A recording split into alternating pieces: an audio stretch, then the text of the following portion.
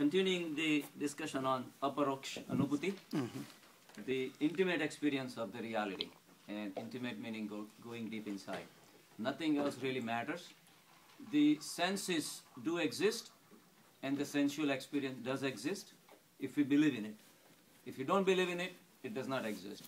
The senses, sensual experiences, the sensual objects, all these are the play of Brahma. And if we believe that, then we can still live in the world and still think of Brahma and consciousness all the time. That's the state we want to reach. That's the samadhi. Nobody's saying that the mirage in the desert doesn't exist. Everybody knows that. It's there. You can see it. But whether it's really there or not, it's up to you. Which way you want to look at it. So it's totally up to us. And once we realize that these things are just the play of consciousness, our attachment to all these things starts breaking. Whatever you gain doesn't make you ecstatic. Whatever you lose doesn't make you depressed. So you are in an even state of mind. Some, adi. Some means balanced. Adi means a state of mind. So balanced state of mind. That's what we want to reach. That anything happens in life should not bother you. Because this is not real. What is real is something else. And that's what we're really trying to reach, step by step by step. So we went through the 15 steps of Shankaracharya, where all the 8 steps of samadhi, the asanas, pranayam, yam, niyam, all those things, pratyahara, and then dhyan, dharana, and then samadhi. So all these steps are basically we're going through. And we get sidetracked time to time because of my special interest in physics and and quantum physics and all that stuff. But it's interesting. So we get sidetracked time to time, but we come back to the system that it's all linked. And it is all linked. There's no question about it. But it just, I find it so fascinating that even the science is giving more and more clues to corroborate the reality of the spirituality. The spirituality is the ultimate truth. And it's proving time and time again. And that's what they said, the knowledge.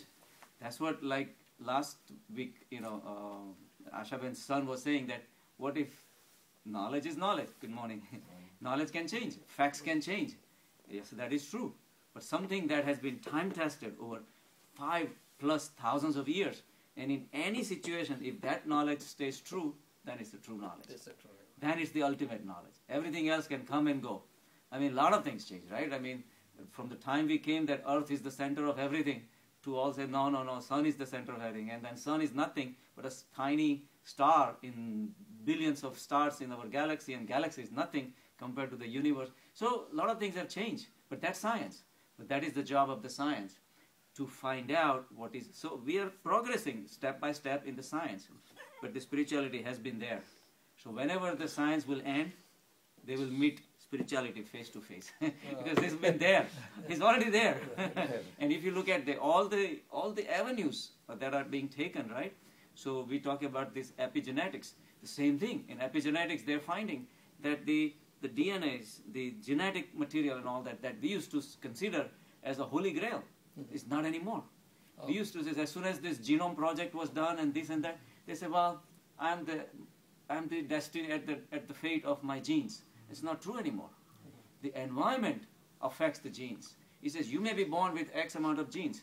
And they say, well, all your life is now defined based on whatever genes you have. If you have gene for diabetes, you have gene for cancer, you're going to get it. But that's not true anymore. There are certain genes you can keep it hidden. There are certain genes you can express. So now the whole focus is going away into epigenetics, right?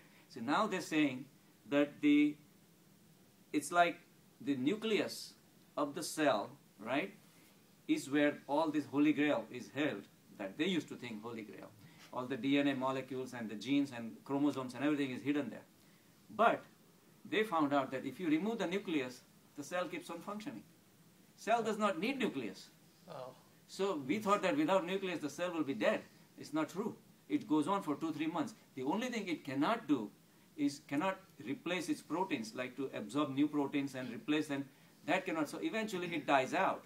But that is because these signals are coming from the genetics material to absorb the proteins, and also replacement part is ultimately, but it can still function basically. Right. But it's not like immediate death, right? So they figured it out that that means there is something else that is controlling the existence of the cell.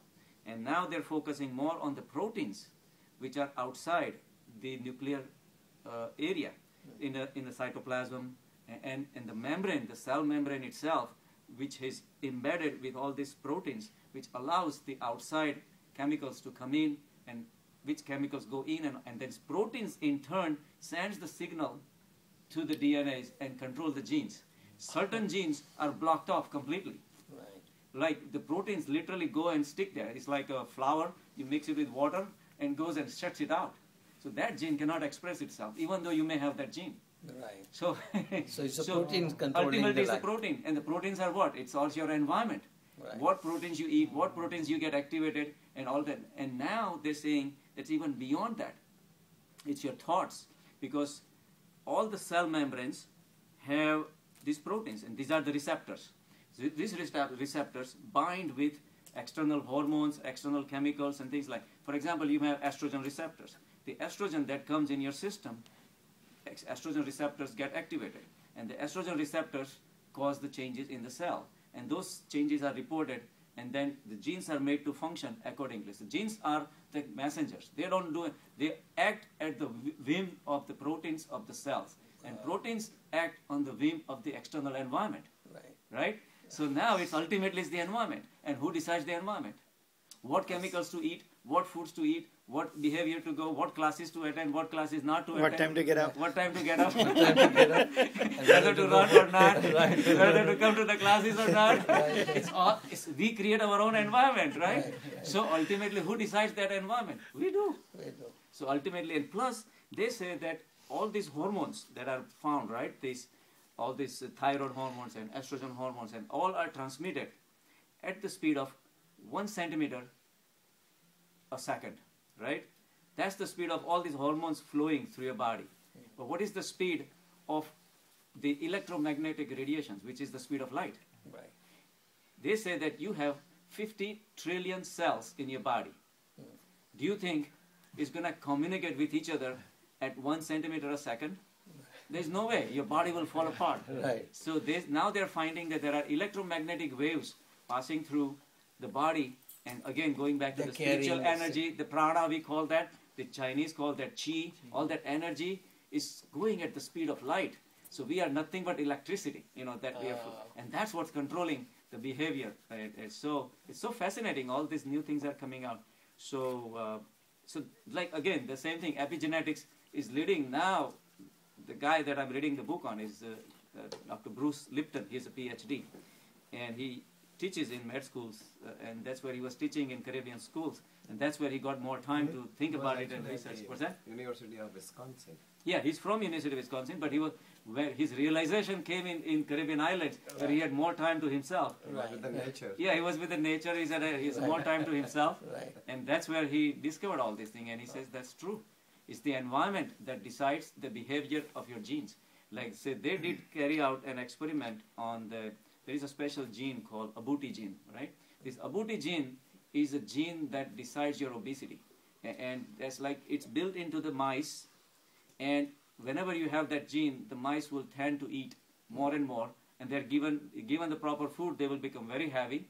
They will have a hardening of the arteries, get heart attack, and die prematurely and everything. And their offsprings will have the same Abuti gene, will be very obese and everything. So they carried out experiments that on purpose, one mother with Abuti gene, they literally made her starve throughout the pregnancy. Very little food for nourishment. The baby that was born, even though it had Abuti gene, it could not gain weight, because that Abuti gene was stopped by the behavior. By the behavior. Behavior of the mother while she was pregnant. So that Abuti gene was not allowed to express. So that offspring became nice and healthy. Even the color, the one with the full expression of Abuti gene, the color of the mice was yellowish, because all fat, full of fat, and the one without was black, which was the original color of the rat. You can see the difference. And the other was so skinny and outlived its cousin, the brother or sister, Right. 3-1. Wow. So again, behavior, it goes back to the same thing. So we decide, and that's where the spirituality comes in. And ultimately, we always knew that, right? So now he's saying that now I'm coming face to face, I'm becoming a holistic man now. from a scientist all the way to conversions, I'm now becoming a mystic. And I started to believe in all this Eastern mysticism and alternative therapies and things like that.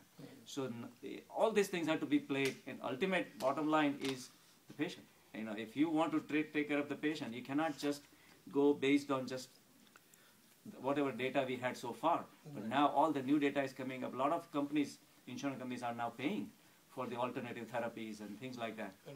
But more research needs to be done in that area to make it reliable. Like, there are people taking advantage of all these things too, obviously. But there is something like that. Good morning. Good morning. Good morning.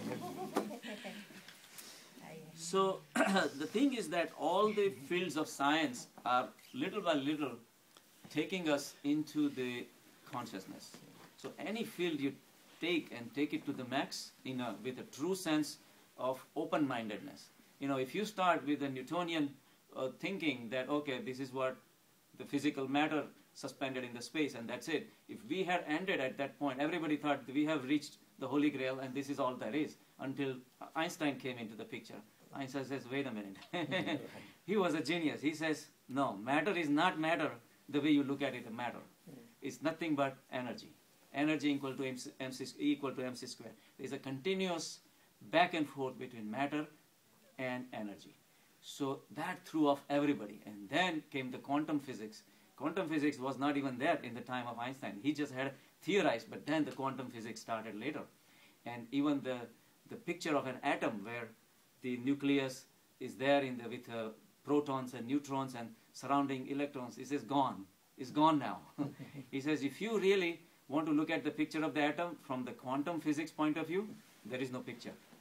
He says, Dr. Lipton is saying, he says there are two pictures you put side by side. One is the typical picture where the Newtonian says that, okay, like William Bohr, B-O-H-R, he was the scientist who theorized this X structure of the atom first, right? So this is how the nucleus, all the electrons are circling around, and that's how they believed for the longest time.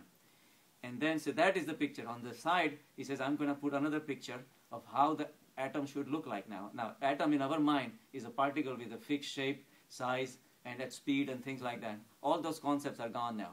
And the second picture is empty. He says, it's not a printing mistake. He says, that's how the atom is.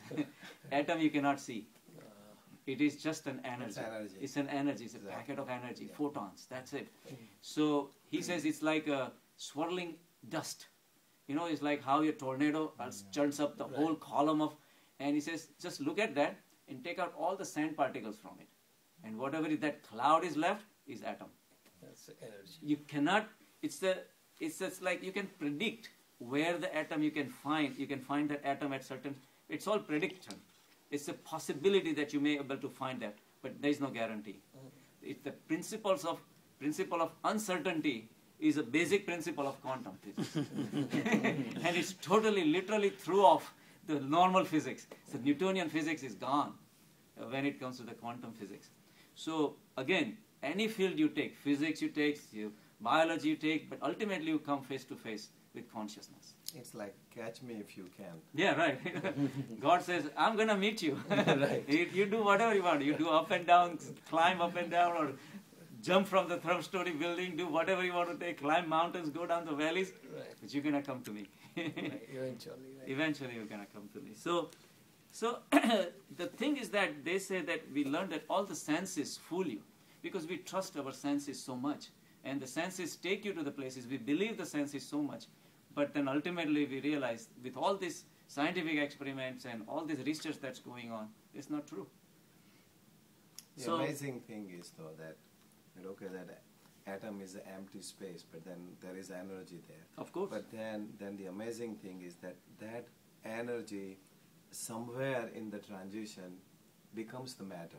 Of course, yes. It's interchangeable. Yeah. E and mc square is a continuous, is a process that's continuously going on back and forth all the time. So imagine the existence of the matter has a transient existence. It's not, but the permanent thing is energy. And that's what, so we are the matter for now. Right. And we'll be the energy at some point again. Right. But nothing beyond that. That's we where the are buck energy stops. now also. But we are too, yes. But it all depends how you look at it. Right. Exactly. The same thing, whether you are a spiritual entity looking at as having a human experience, or you are a human trying to become spiritual. I see. Whether you are on this side of the equation or that side of the Yeah, equation. depends on perception. Yeah, it perception. depends upon perception. So the spirituality wants to change your perception, and that's about it. It's beautiful. So if you really believe on this side, then there is a suffering. Then there is a finiteness. Then you are limited by the senses. But when you are on this side, you are unlimited. It's simple. Just change your foot from one side to the other. Even though doing exactly the same thing, you cannot tell the difference between that Deepak and this Deepak, but there is a difference. It's all within, right? So it's all inside. And that's how, if we change, our behavior changes, our thinking changes, and our outlook in life changes. Last week I told about Mr. D. You were not here. I had a patient. I'm going to repeat it. Yeah, that's fine. Yeah. So, 78-year-old. He comes to me and he says, Doc. And he's been a good patient. He's been like patient for 25 years. And 10 years back, he had a big belly and all that. And I got carried away. I said, this is not right. So I talked to him about eating raw foods and exercise. Doc, that makes sense, I'm going to do it. He did it. At the age of 78, he did it. He's changed into raw foods and everything. At the age of 78, he started doing weightlifting. And he lost 16, 17 pounds. He started looking like a young kid. He said, Doc, I really appreciate you taught me how to live life. So it went on, and I always asked, Mr. D, how is life? Oh, that's great. And he's a good, strong Italian genes. He's Italian. So he's very happy living his life. And last time, when he came 3 weeks back, and he said, Doc, does anybody talk to you about death? So I knew there's something not right. I said, yeah, once in a while. Why? No, I just think about it, because one day I'm not going to be here. I'm going to miss my grandchildren and, things like that. But then I'm fine. I'm okay, So I said, all right, Mr. D, I'm going to spend about 10 minutes with you. Let's see if you can get it. I think you will get it. He says, okay, Doc, tell me, what is it?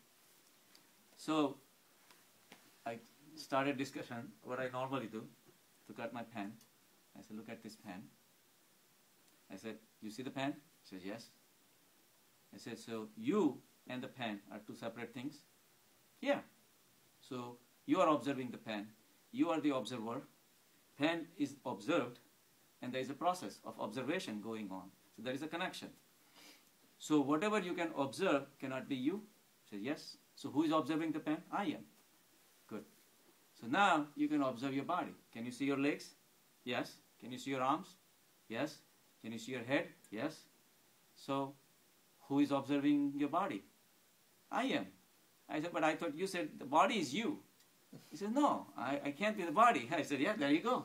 So how could you? So there is something observing your body. What is observing your body?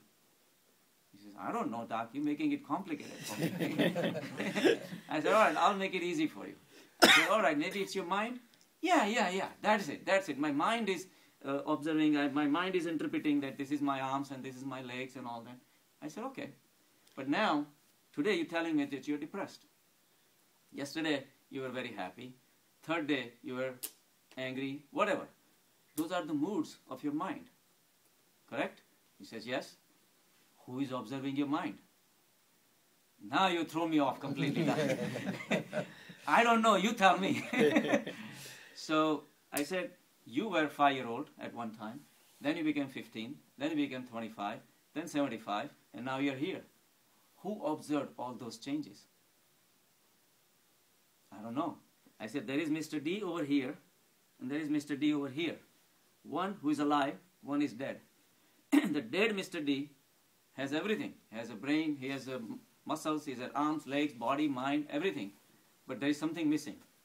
And he cannot do the job of all these observations. Forget about the pen. He cannot even observe his body or nothing, right? So what's the difference? My soul? I said, there you go. So what happened? Soul left my body. I said, okay. So when you say my body, that means it's your possession. Whatever you possess, you can lose. But whatever you are, you cannot lose. Because this is not a possession. That's what you are. I said, you as a soul observed all your changes of your life. All the things which are made material go through 4 stages: birth, growth, decay, and death. that's certain, right? But soul has no shape. There is no size. So we cannot go through any change, because for a change, for us to appreciate the change, it has to have a shape and size. But if there is no shape and size, how can you tell? If you put a banana over here, and 2 days you come back, and the banana has a brown color, so the appearance changed. So the banana is dying. There's something going through some change. To have a physical characteristics, yes, it can change. So all these things with matter can change. It can die, it can do, regenerate, whatever, but the soul cannot. So that means my soul will not die?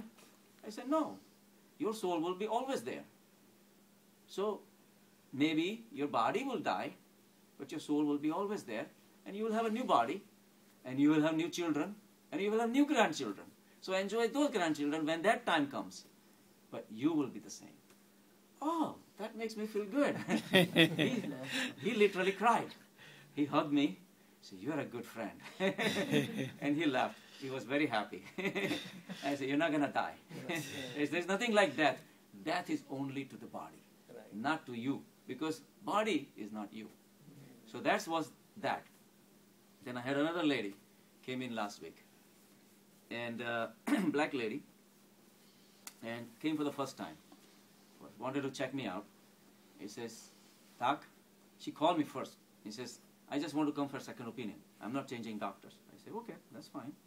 So she comes and say, "Okay, this is strictly second opinion, because my doctor wants to put me on medications. My pulse is always high, and my pressure is always high. But I tell her that it's only because I have panic attacks and I have anxiety, and that's why it is." And she says, "No, no, no." And I went through all the checkups, all the cardiology, echocardiogram, stress test, and everything came back fine. The cardiologist says there's nothing wrong with your heart. But she insists that I should be on a medication because my pulse is always high and my pressure is high. But I tell her that because I have panic attacks and anxiety. I said, "Why do you have anxiety?" She said, "Well, because, you know why, like my mother died and my brother died of AIDS, and, then I always think of death. And that's why I'm always restless and nervous and this and that and all that." So I examined her and everything. Her pressure was fine, 120/80. Pulse was a little high, but it's not necessarily bad enough to go on a medication. So we checked out. I said, "Let's do some more blood work and all that." But then my discussion obviously went into the death part. So again, I went to the same discussion with her, and she had tears in her eyes. And she says, "You're so right. This is the first time I feel so relaxed right now. Like in 10 minutes of discussion, it just made me feel so relaxed that it's not the end of it. Everything doesn't end when the body changes." I said, body keeps on changing, but that's you. You are not the body. You do not change. So ultimately, all this spirituality teaches us to come out of this illusion. Does not mean the illusion is not there. Illusion is there for the senses, for the mind. But when you transcend the mind, it's not there. So what is inside is the consciousness. Consciousness is in you. Consciousness is in me. Consciousness is in a non-alive matter. Also consciousness there in a different format, but it's there because energy in energy form has to be there.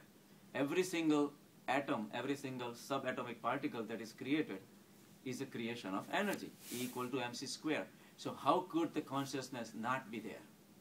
Matter cannot have an independent existence of its own, because we decided matter is nothing but energy.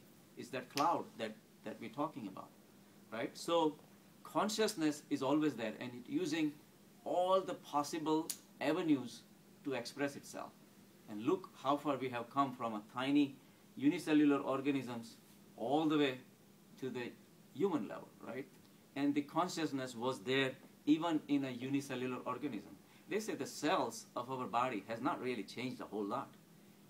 Dr. Lipton, in his book is saying, in The Biology of Belief, that's the book I'm reading, he's saying that an individual cell does exactly the same thing that a human being does. It reproduces, it eats, it excretes, it breathes, and everything. Whatever function we're doing, it is being carried out at a microscopic level, even in a single cell. Single cell is like millionth of a size of a centimeter, of a human hair, right? It's so tiny, but even at tiny level, all these functions are taking place. And who is carrying out all these things? Consciousness. There is consciousness built into every single subatomic level also. So the consciousness is everywhere, right? So the consciousness is there only if you let it express, right?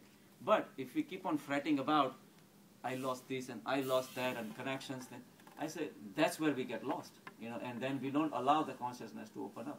So I told this girl, I said, it's like a rose, right? The rose has inside smell, the fragrance is trying to come out, and we are the petals, right? The whole experience of the rose is what?